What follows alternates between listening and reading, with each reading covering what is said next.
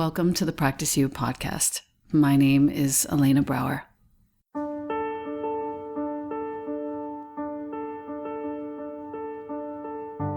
Together, we'll explore and enjoy content and conversations around mastering transitions in our relations, our wellness, our careers, our families, and especially in our missions and visions. You are invited to learn and love and listen with me. Welcome to Practice You.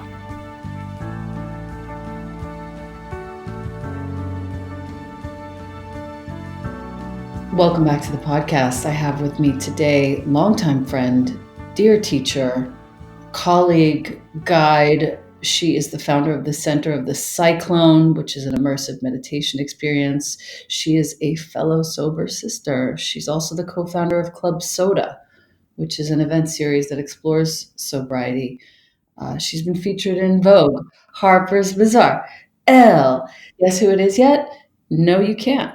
She has been leading meditations at the MoMA, at Sundance. She's partnered with all the brands. She's a total badass. She has such a story, and I love her very much. Her name is Biet Simkin. Welcome. Thank you. I love you too. Your book is called Don't Just Sit There. Yep. And the subtitle is 44 Insights to Get Your Meditation Practice Off the Cushion and Into the Real World. We can never hear enough about this, of course. But before we talk about this book, there are a few things that need to get addressed. One is the fact that we share a history in fourth way teachings. This is not something that is like in my bio. Right. Because it's something that hit me in my 30s when I was an absolute mess. And I found a fourth way teacher who came to me actually through Dr. Alejandro Junger, of all people. Wow. And this teacher is no longer in the States, but it changed my path. Fourth way is what you and I share. And so we've always had kind of a kindred sisterhood around that. Let's talk first about what the fourth way is. Then I would like to go into your history and your personal family, everything. And then we'll talk about the book. Is that cool? Yeah, that sounds great. So fourth way teachings, I want you to go into how do you define that for somebody if they're asking, what does it mean, the fourth way? What does that mean? I just briefly want to speak about my relationship to fourth way too, and how it came into my life, which is that my father was an awakened teacher and he was a fourth way master. And he wasn't someone who was part of any groups. He did it all by himself. And he was just this kind of werewolf of mysticism. And I always growing up thought I was going to be like him one day. And so it was really to my surprise that actually, I'm just not like that. I don't sit alone in rooms for 17 days, you know what I mean? And unearth stuff. I'm more of a group-centered person, and I function best inside of packs. So while he was a werewolf, I'm more like a coyote, I guess. So anyway, I studied with him my whole life, fourth way work. And then when he passed away, I actually decided to make it my life's mission to make that my practice, and devoted my life to. How old were you when he died? I was 28, of course. Saturn. Yeah, Saturn returned in that one. And so, and I got sober at 29. And I'm 40 now. So this month I'm celebrating 11 years of sobriety.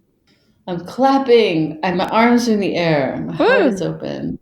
Oh, beautiful. But if anyone asked me what the hell fourth way was, I would say fourth way is a secret form of spirituality. It's spirituality that's happening while you're, riding in your Porsche, or while you're, premiering your film at Sundance Film Festival. It's fourth way work is not meant to be done with a turban or a bindi. You don't have to wear white. You don't have to move to an ashram. You can do it while you perform. You could be a general in an army, or you could be a politician, because it really is supposed to be this way of dividing your attention between your soul and the real purpose of life, and the play of life. And it's not turning away from the play of life, but actually remembering that you're not its bitch, you know? Dude, everything that you just said, I'm so happy that we're recording this conversation, because everything that you just said is exactly what my brain has been missing in terms of explaining it to other people, that it's that you're hiding in plain sight and you're practicing these very precise and often highly uncomfortable observational practices, and a deep level of sincerity with yourself Mm. that is exactly what, as you said, it's secret, but you're still doing all the things that you do, but you're practicing in the same moments. Yeah, exactly. Very good. I pulled out all my fourth way books, baby. And as we go through what we talk about, I'm going to just read from them, and then I'm going to start reading from yours too. Awesome. I am now in Views from the Real World, page 92. Man has no energy. And by the way, this means woman or man when I say man. Yeah, of course. Man has no energy to fulfill voluntary aims because all of his strength, acquired at night during his passive state, is used up in negative manifestations. These are his automatic manifestations, the opposite of his positive willed manifestations. Mm. So I like this reminder because your entire book is basically based on this truth that we are forgetting constantly to stop letting all of this beautiful energy, this healing energy that we amass while we sleep and rest and practice. We are wasting it on so many different things, not just thoughts, but also actions, and also addictions, and also even just certain conversations are a big waste of that energy. Mm-hmm. Mm-hmm. Your 44 insights to get your practice off the cushion and into the real world is basically a consolidation of how to do this. Yeah. Talk to us about why you picked 44. Well, there's actually, according to Fourth Way, there's 48 laws that oppress us on a daily basis. So if we're like, wake up on a normal day, we don't feel crappy, we don't feel amazing, we're just kind of in the middle, that means we're underneath 48 laws that are preventing us from our enlightenment, according to Fourth Way. And I thought that 4 of them were a bit too woo-woo and like a little bit too esoteric for like the person who was beginning their meditation journey. So I just took them out. And then I threw in some that I had, organized through my own verifications over the studies that I've done over the last 40 years. And I came up with 44 because in Fourth Way work, 44, the number 44 is heralded as very important. And it's something that I've used as a vehicle of self-remembering for a long time. So whenever I see the number 44, I use it as a token of, either to just remember myself in that moment or to see, wow, you see you're kind of moving in the right direction, sort of like that hot cold game that you play when you're a kid. Got it. The first law is the law of divided attention. Yes. In Self-Remembering, which is a great book by... Robert Burton, I think, wrote that one. No, it's Self-Remembering I have in front of me by Robert R. Burton, but I also have this one, which is called Self-Remembering the Path to Non-Judgmental Love by Red Hawk. It's a good one. Nice. It's a good one.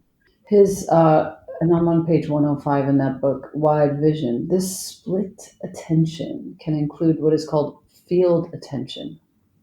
Super cool. I want to talk about your law, number 1, the law of divided attention. How can somebody who is just listening to us right now, my listener, has maybe never meditated or has struggled with meditation or has a pretty good practice, but could use a little more clarity in placing their practice into this daily moment secretly just for themselves? What does the law of divided attention have to do with it? The thing is that people think that presence is being in a moment completely.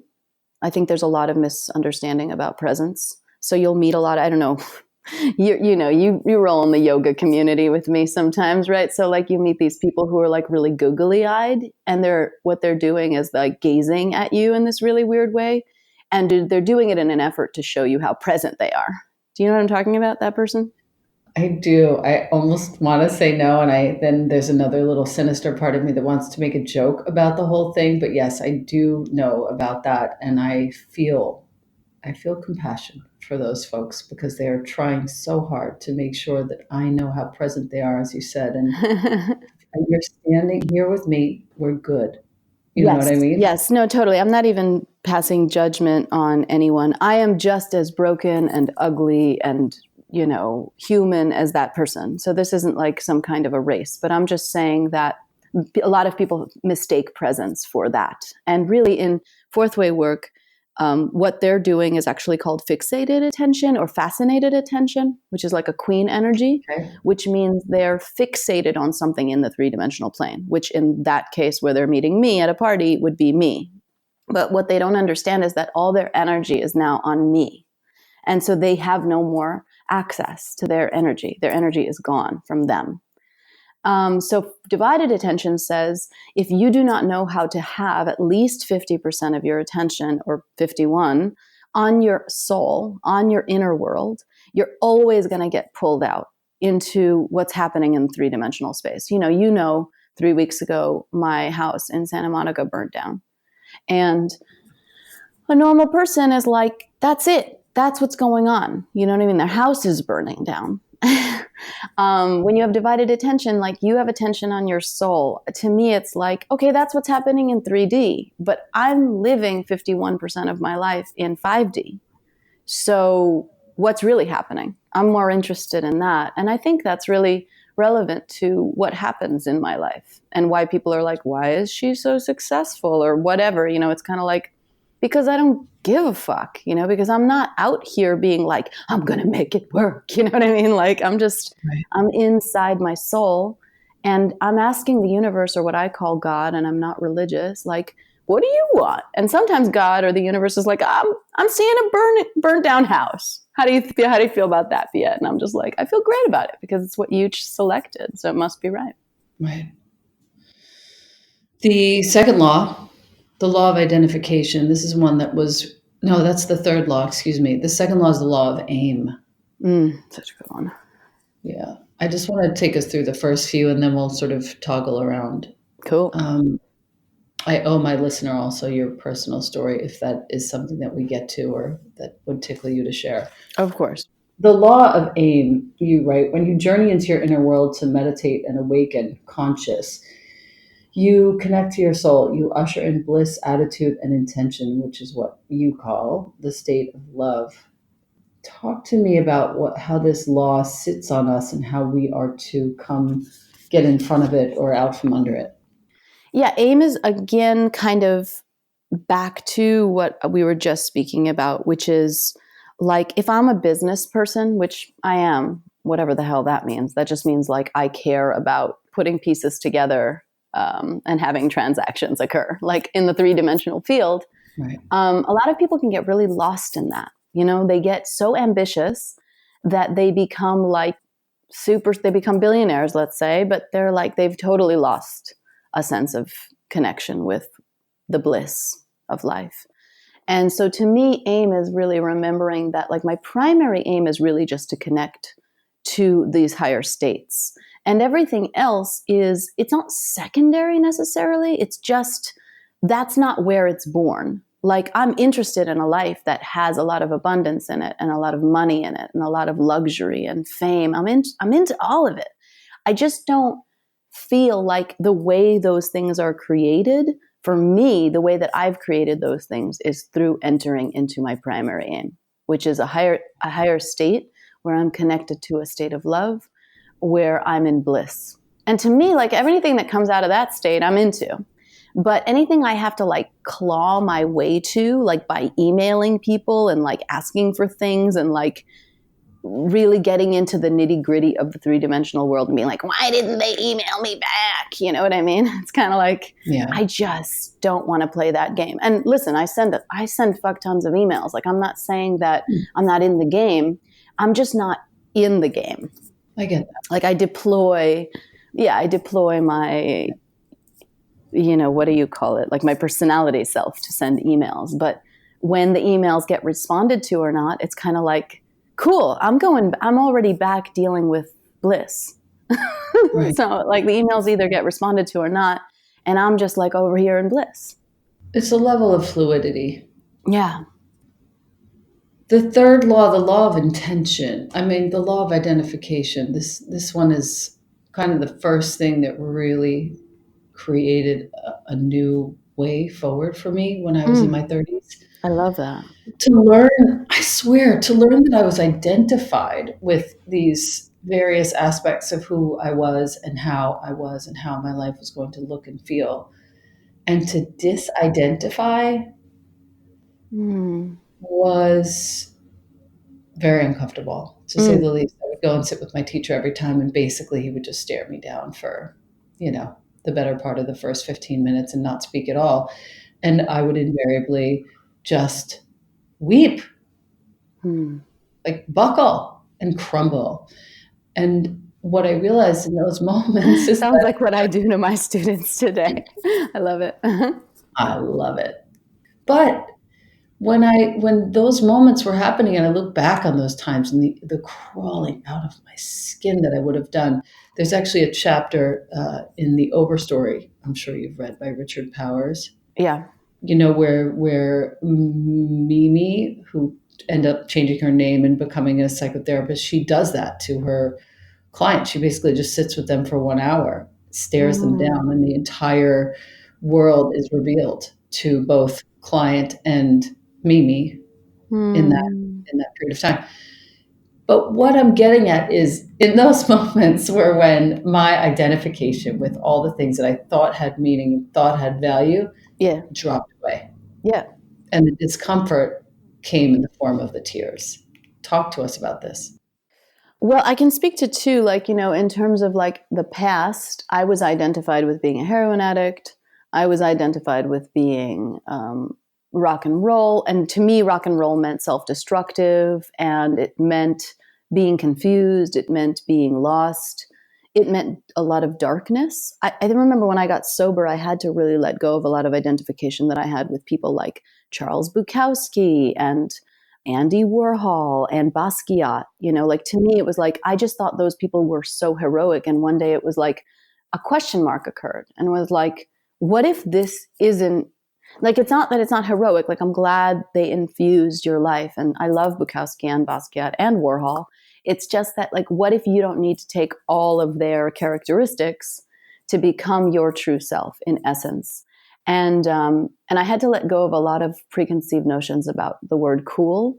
I think that I thought a lot of those things were cool, and because of that, I wasn't able to just be me, and all the ways in which I'm not cool, which is that I'm kind of nice and I'm friendly and I like people, which is like super uncool. Like my whole life, I was like, God, I wish I could be more like misanthropic and like sit around alone, smoking Chesterfields and feeling angry all the time. I'm just like, not who I fucking am, So Although it was who we were for 5 minutes anyway. I tried for like 9 years. I was in false personality, which is, I think, another chapter. But now, like, now as the woman that I am today, I'm dealing with much more like delicate and refined levels of identification. Like, for instance, like identification with my beauty. I don't know if you can relate to this, but I feel like being a beautiful woman, I don't know whether you have this experience, but for me, it ends up being 50% I'm a beautiful woman, and then 50% a lot of beat up of that I'm not beautiful enough, or that I should be more beautiful, or that I'm ugly and I'm disgusting. Give it 10 years, you'll be fine. Oh, thanks. Yeah, I'm excited. I'm working my ass off to be free from that. So anyway, what I've noticed is like recently to let go of the identification of beauty and ugly, and to realize that those exist inside of this dualistic plane, and they don't exist inside of the bliss plane.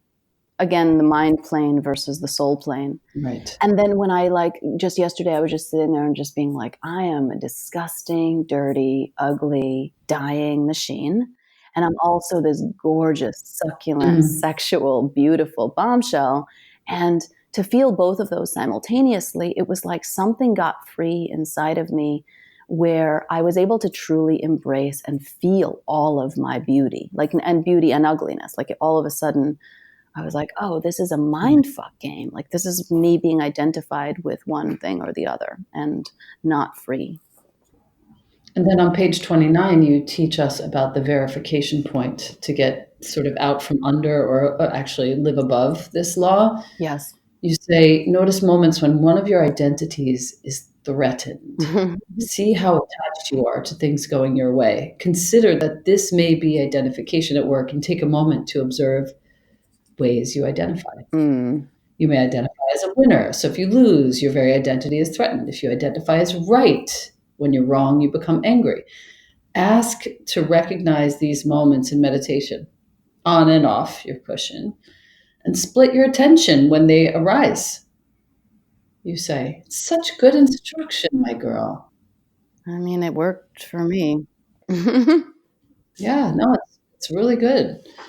I know we're still at the beginning of the book, but I think that these understandings are crucial to develop a mutual understanding with my listener. The fourth law is the law of shocks. Mm.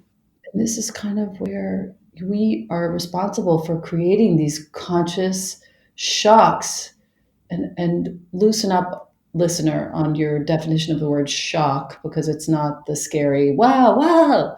It's some kind of message for yourself that can be in utter silence. It could be one fingertip on your sternum where you are giving yourself a moment of complete opposite pause, whatever the shock happens to be, so that you can pivot and change your state. Teach us, Biet, about what this means to you and how you create conscious shocks. The thing about shocks is that they're going to come regardless of whether you create them or not. Whether or not your soul will eat those shocks is completely up to whether you're doing the work or not. Mm. And so in terms of food, shocks are food.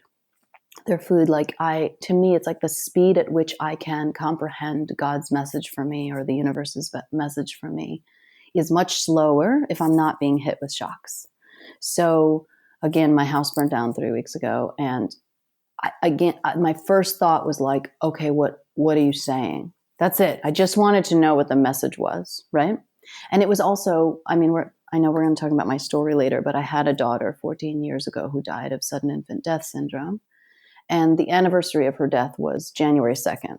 And that's the day that my house burned down. Right. And so I just thought that's not coincidental, it just can't be, And weirdly, the fire wove around all my scriptures. Like I have a plastic box filled with all my fourth way writing in it that I've been keeping over the last, 10 years since I got sober. And it's all handwritten and it just would have been gone. But everything in that area of the house burnt to a crisp and somehow this plastic box remained untouched. Super surreal. And all my fourth way books untouched. All the other books gone. The sacred texts that I had in that house survived. Wow. And so from your dad, from my father, yeah, like all the Maurice Nichol and that was my next question. Who's he got in there? Yeah, it's me. It's me. Nichol is my favorite, I think, and Burton is there too. But he's my number one. I also really love Rodney Collin. But and I know that's controversial, but I just love him. No, it's a little controversial, but I don't care because the writing is good. It's did you jump off of a church in Mexico to kill yourself? Whatever. Anyway, the point is that I was looking for the shot, and of course I learned right away. It was Biet, you have veered off your path. This is what needs to be recalibrated. And I just recalibrated. I listened and I recalibrated. Now, there was a time in my life when shocks were coming at me one after the other, and I was just not listening. I had 2 fuck you symbols up in the air, something from an 80s movie with John Cusack. And I was like, no fucking way. I'm not doing I had that yesterday. What? I had the 2 fuck you symbols in the air yesterday, dude. Nice. I had this hour where I completely lost the plot. It's nice to hear you describe it like this. I was there. Nice. Yeah, we always have to revisit those states, don't we? It's such a beautiful part of being human. But yeah, I just didn't want to listen, and the shocks kept coming, and they were getting more and more and more intense, right? And finally, my dad died, and that was the final stroke before I like I was about to become like a high-end prostitute or something. But then finally, like the voice was like, it's your game over. Like you lost, like just give up, please, like put the flag up. So as a sober woman, I had to go into this world of like, life, which I'm not a fan of really. And then I was like, what do we do? What do we do? And so we learned the fourth way work and I surrendered to it. And one of them is conscious shocks, creating conscious shocks. So what is conscious shocks? Conscious shocks is Bikram yoga. Like who wants to do an hour and a half of hot yoga in like a room while gazing at their own reflection? Nobody, it's amazing. Like go do that, or Kundalini yoga, or weird breath work that makes you feel like you're dying, or maybe taking a pilgrimage into the woods. Or it could be something as simple as like, today I'm on my way to Krispy Kreme and I'm going to make a left instead of a right on my way to get there. It could be that small. Or it could be like, I'm brushing my teeth, I'm going to brush my teeth with my left hand instead of my right. So creating these conscious shocks makes you reset. And again, just remember, like, you're alive. Like, I don't know, Kobe Bryant went down in like a helicopter 3 days ago or whatever. And it's like, you don't know if that's going to be you, tomorrow or 5 minutes from now. I just opened up Self-Remembering, Robert O. Burton. Page 139 was the one that revealed itself. And it says, self-remembering outlives galaxies and stars. Each time we suffer a shock, we produce a trace of this imperishable divine substance. Wow, good page to turn to. Baby, I didn't turn to it. I mean, I opened the book. It starred and like, a big bracket around it from, Lord knows, probably 15 years ago when I was in it. I mean, I've been in it since, but when I first was in it and was like, oh my God, this is it. Yeah. I love it so much. I do too. I have so much respect for how you put it together. I want to go on to 5 and 6 because I feel like that's a good place to sort of halt with my listener. 5 is actually the law of 3. And I can't wait to hear you explain this because I don't think it was ever sufficiently explained to me, even though I understand it philosophically. I would love to hear your explanation of the law of 3. I mean, I think we kind of covered it a minute ago when I was talking about beauty. The law of 3 is a perspective that isn't available to humans. So it's like we only have access to 2 perspectives, both of which are going to kill us. And those 2 perspectives are going to be yes, no, like, dislike, good, bad. And the third perspective is one that is neither or both.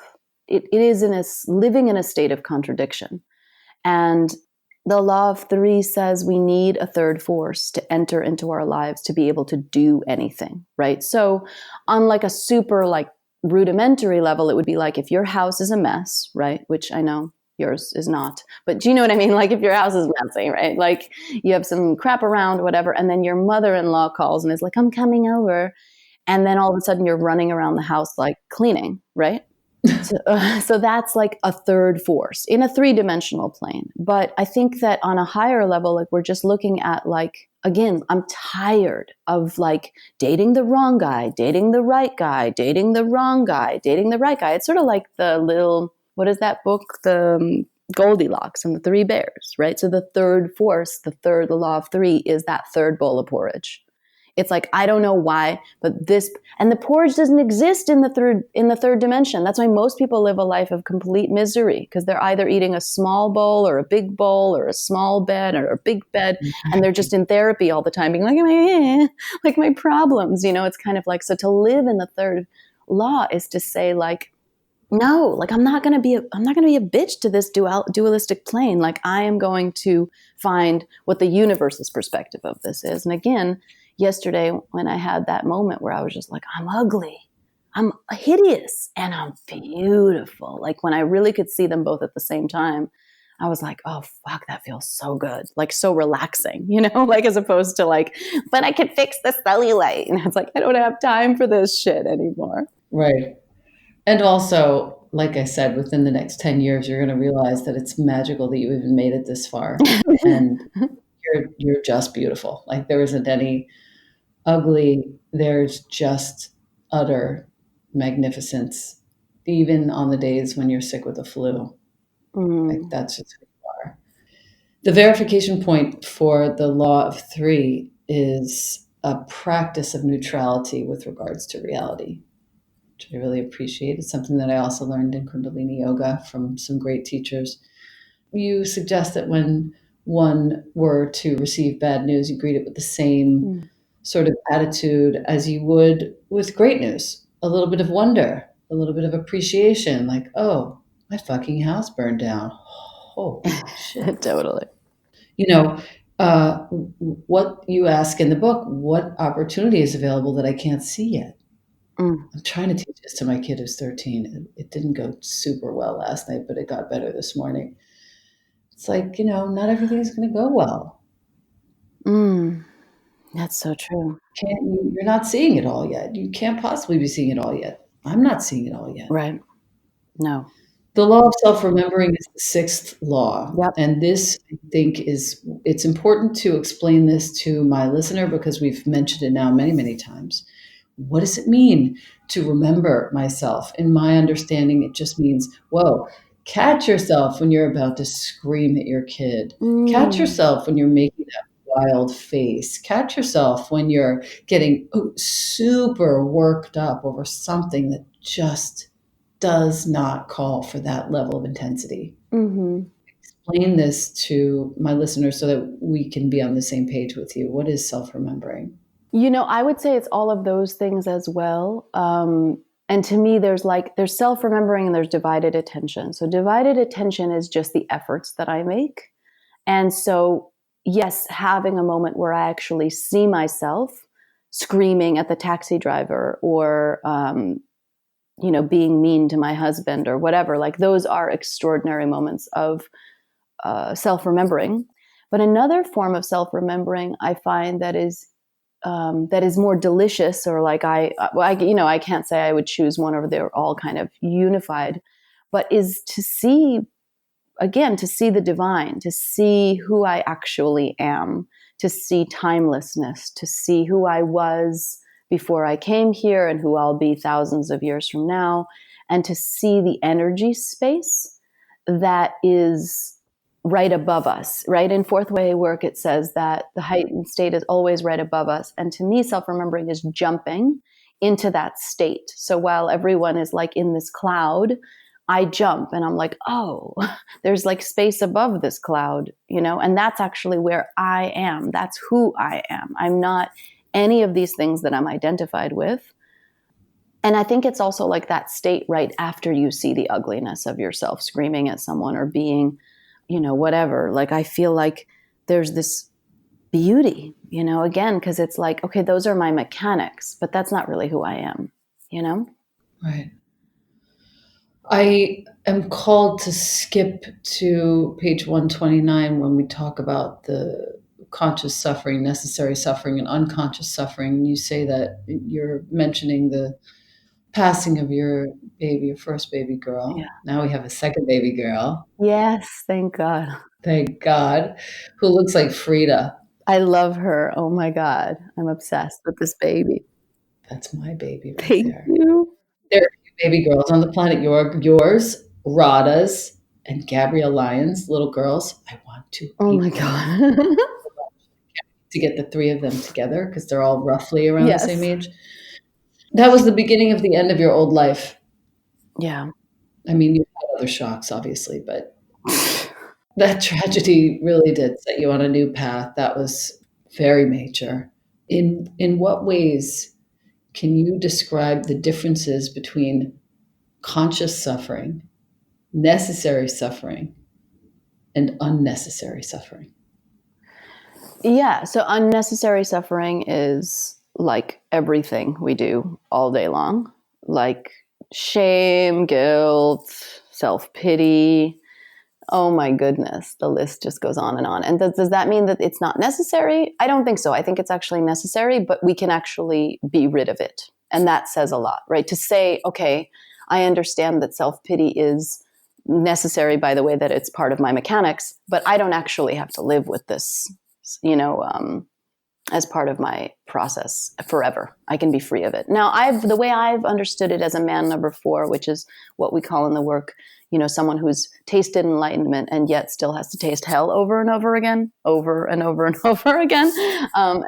Hello. And so as a man number 4 myself, like my journey has been one of dipping back into those states, right? And being like, how about some self-pity? And it's just like, oh, right. No, it's still not working. Okay, great. And returning back to bliss.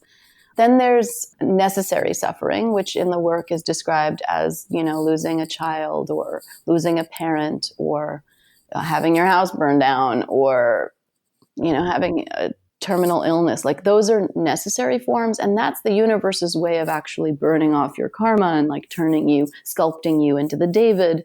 And those we can't get rid of. And that's kind of something I found very beautiful too. Cause like once you can be with, okay, well, this person's dead and that's actually not going to change. Or like rape, a lot of my clients have endured that and they'll be talking to me and I'm just like, this isn't an optional. You know what I mean? You can't go back in time and take this off the menu. Like you got that, Yeah. So that's necessary suffering. And that's gifted to us to like speed us through the process of becoming. And then conscious suffering is suffering we choose, right? So this becomes very similar to the shocks idea, except, it's similar to the shocks idea, but just like meditating for half an hour a day is a conscious form of suffering. And one might be like, wait, but it's so nice to meditate. It's like, is it really? Right? Because like most people don't want to do it. You know what I mean? So like, how great is it really? It's not like ice cream. It's like, you want to have ice cream? You want to meditate for half an hour? Ice cream, ice cream, ice cream, ice cream. Both. Both. The law of buffers. This is number 14. I like the way you describe this. You ask your clients, how much joy can you stand? Yeah. I don't even want to say it anymore. How much joy can you stand, listener?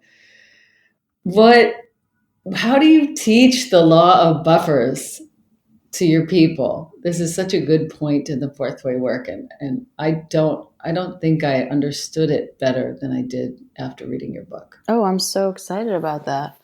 Buffers are delicious. Like we love buffers. We love them. We want buffers in our life because they prevent us from being fully alive and they prevent us from reaching our like delicious, like full deliciousness out in the open, right? So we're going to buffer them. So anything that you want in your life, and this kind of goes back to the law of 7, right? Or the law of success. It's like anything you want in your life is going to come with denying force. But some of that denying force is going to be caused by you. Meaning anything great that you receive in your life, listener, Yep. you will find that it will come with some sort of opposing force. Right. Something that feels exactly the opposite. That's called the denying force, in case we don't get to that explicitly in this interview. Yeah. And buffers are like, ways that we just don't want to see ourselves. And again, you said it so beautifully earlier when you were talking about like catching yourself when you're about to yell or something like that. And it's like, we just don't want to see ourselves again, because if we did, we would see that we're 50% like these like creatures.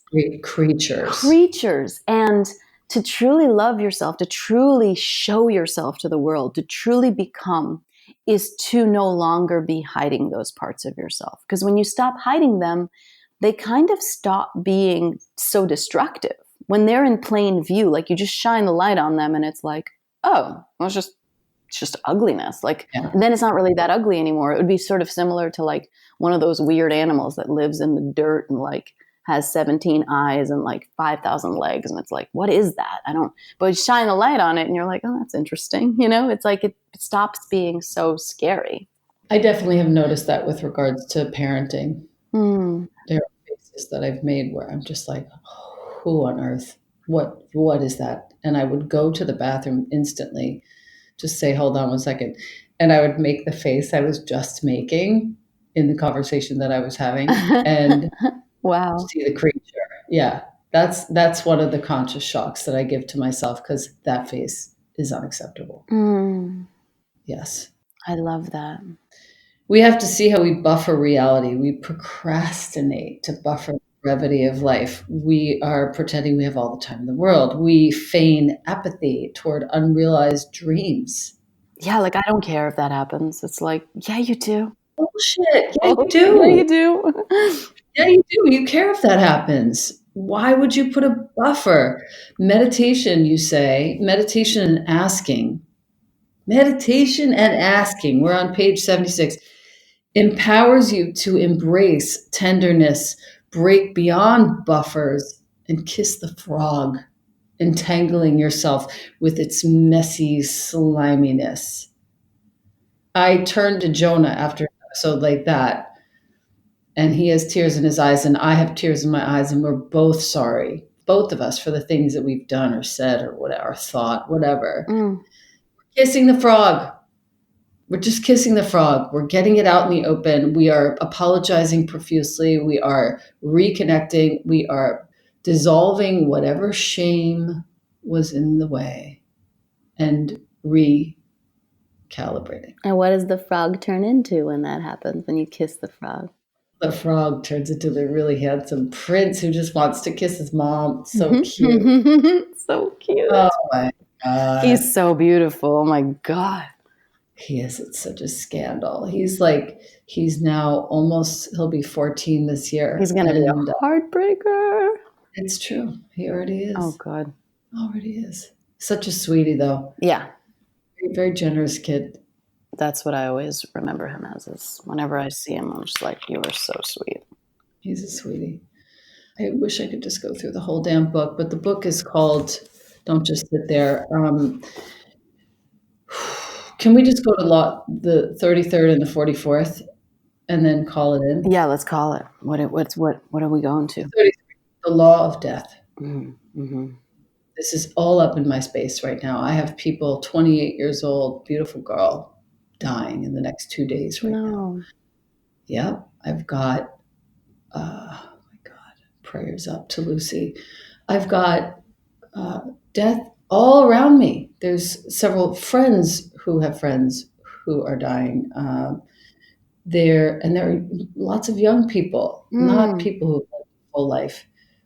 I want to understand what exactly you teach in your book when you say, okay, let's rise above this particular law. Let's get out from under it and get in front of it.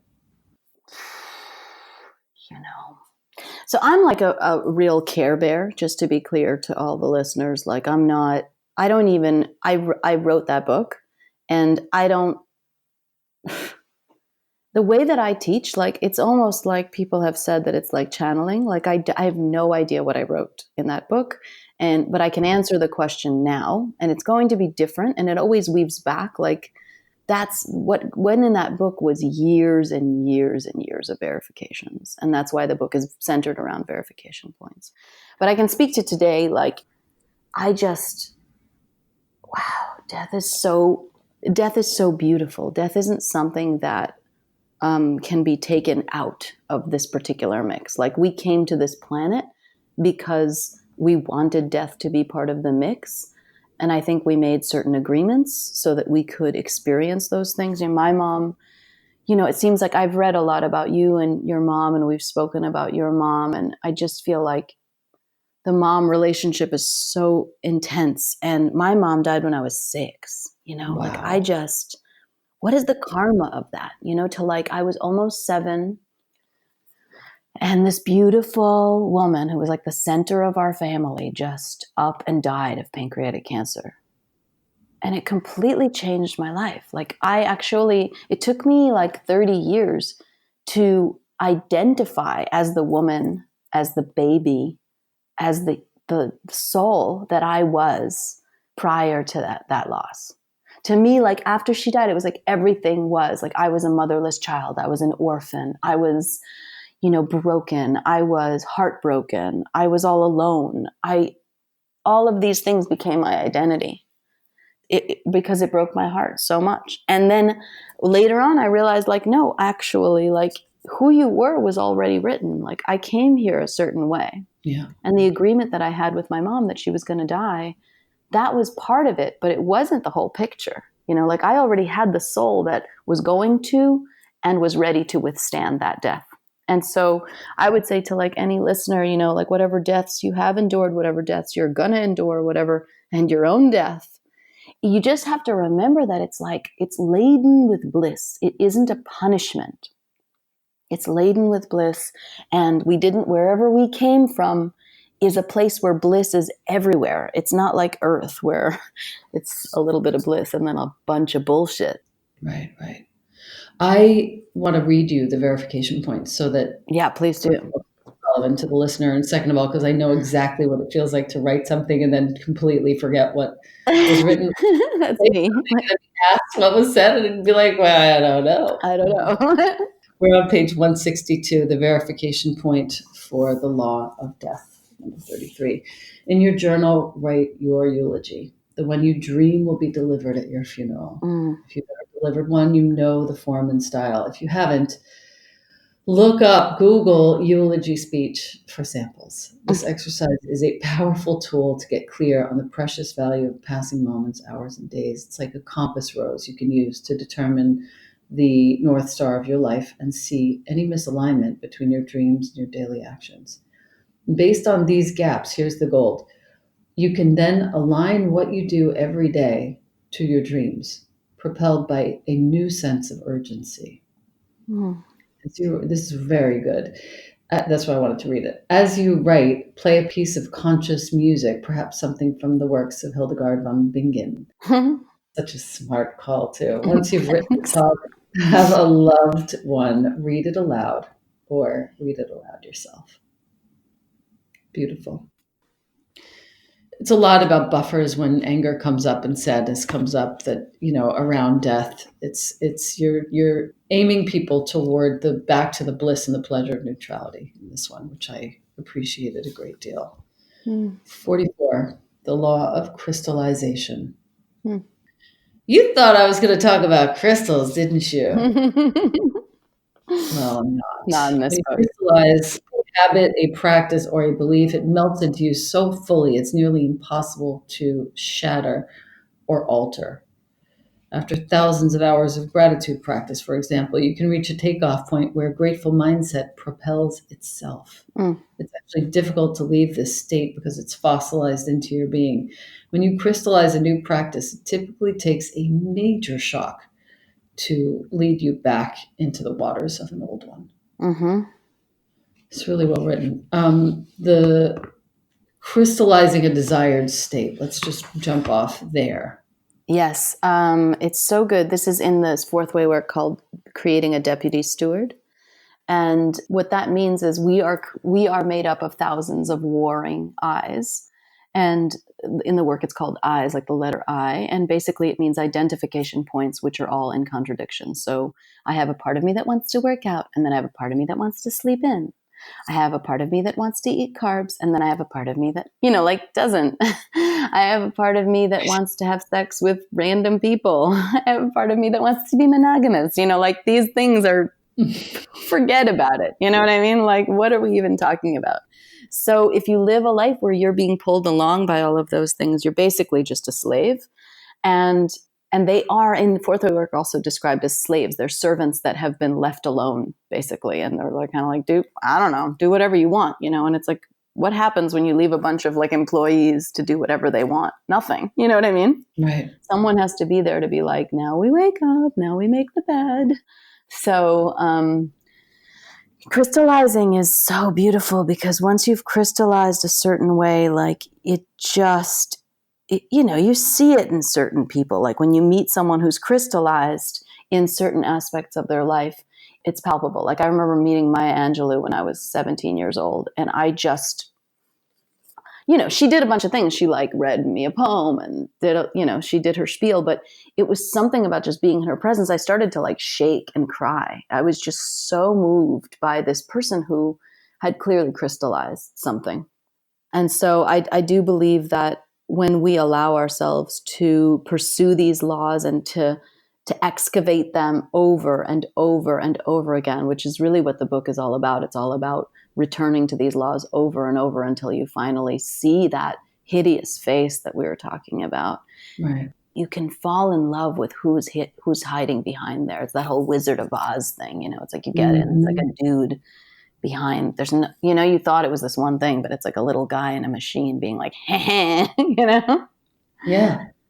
And I mean, I think I have to go back to my own example for a second, but in those moments where Jonah's feeling threatened, or my identity is feeling threatened as the mother of a great kid, and he's getting in trouble or whatever's happening, I have to fall back in love with the little baby inside of myself and the one inside of him, the ones who Mm, are operating on love only. mm-hmm. And immediately, when I remember that, everything softens. Like all of the things that I think need to be happening, you need to behave like this, and he needs me to behave like this. It all kind of just like melts, and the two of us lock eyes, and his arms open really wide, and we both start crying. Mm, You know, it's so beautiful to go back underneath where the neutrality is, where the magnificence is. mm. It's so good to go there. May all parents crystallize this way before things get rowdy. For sure. That would be a really good result. I love this quote. I want to finish with it. It's we're back to 145 in views from the real world. Gurdjieff, straight up. Nice. The point is to reestablish what has been lost, not to acquire anything new. Hmm. This is the purpose of development. For this, one must learn to discriminate between essence and personality and to separate them. Mm-hmm. When you have learned to do this, you will see what to change and how. Meantime, you have only one possibility: to study. Mm. I feel very lucky to be studying and on this path with you, Miss. I do. Same. Very much so. It's really fun to talk about this work that you've done. This is top of my pile right now for some time. I'm actually going to place it right now on Jonah's bed so that tonight, when we do the required Italo Calvino short story, Mm. there's a compendium that we have been working with for like the past, I don't know, almost 9 years, I guess, and we read one a night. Oh my God, I love him so much. Oh, I mean, every story, and most of them are really uplifting, but some of them end off, and we're just like, dang it, why? We make up our own endings. But tonight, after Italo, I'm going into your book with him because I think it's actually the perfect medicine for, the moments, if you're a parent, you're listening to this, I think this will be useful, and then I'm going to stop talking. The moment when you have a kid who feels like they can't act better than they're acting because of a certain circumstantial reality.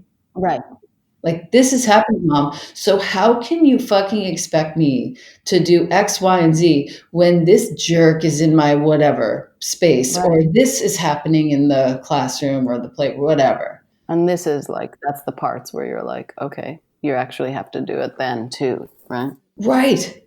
It's like, doesn't need to be comfortable. Correct. And I don't think I've sufficiently explained this. I've tried, and I don't think I've sufficiently explained it. So I'm going to go over some of these laws tonight with him and walk him into what I understand and take for granted. Hmm. So thanks for that. I tried to make it super simple. So like, and not Sure. because people are dumb, but because honestly, I just thought that it was time for some fourth way work to come out that wasn't so complicated in a secret language that you can't understand. Yeah, there are lots of words in the fourth way books, lots and lots of words. I break them down, and it's done for a reason. It's all that's also meant as a conscious shock. And I lead a fourth way school for many years now, so like I'm in it. I get it why it's done. It's just a matter of there's also space for bits of it to come out into the open and infect people with freedom. Right. Let me just repeat that: to infect people with freedom. Yep. So, Biet, your book, once again, is called Don't Just Sit There. And I would love for you to teach us where we can find you online. I'm at Guided by Biet on Instagram. Mm-hmm. And I'm bietsimkin.com or guidedbybiet.com on my website. Mm-hmm. And you can find the book on Amazon and, Barnes and Noble and any local bookstore if you like to support local. If you're in New York City, I like to go to McNally Jackson. It's there as well. Love. I just love local bookstores. Yeah, and I also have a new record coming out in June, so that's going to be cool. Talk about this. One of my favorite songs on Spotify is one of your songs, dude. Interval. Oh, thank you. That one's about death, right? Gosh, it sure is. It's just so stunning. I listen to it pretty frequently. Oh, thank you. Mm. So dark, that one. It is and it isn't. Mm. You know what I mean? It is and it isn't. Yeah. It lands in my ears so often, especially when I'm flying on planes. Oh, yay. Yeah, it's so beautiful. It's part of a Thank couple different you. lists that I have. I forgot even to talk about your music. If you're listening to this, Biet is an incredible songstress and composer. My goodness. Thanks. So that's all on your website. Yep. Yeah, they can find it there and on my Instagram and connect with me. And, Okay. I do all the things. I'm a weird little bird, but I've managed a way to put it all together in a way that fits. That's why we like each other. It's true. We're like Weird birds unite. we're weird, pretty birds. I'll take it. Yeah. I'll take it. All right, Miss. I love you so I much. love Thank you you. for being on with me. I appreciate it. Thank you. More soon. More soon. Bye.